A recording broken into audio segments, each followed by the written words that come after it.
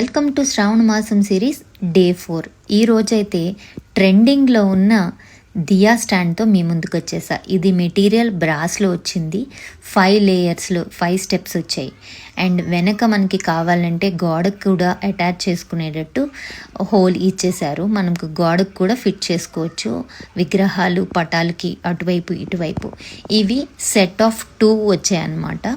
And quality అయితే నిజంగా చాలా చాలా బాగుంది. మంచి క్వాలిటీ ప్రోడక్ట్ అయితే ఇది నేను ఇలా అమ్మవారి పక్కన అరేంజ్ చేసి చూపిస్తున్నాను మీకు.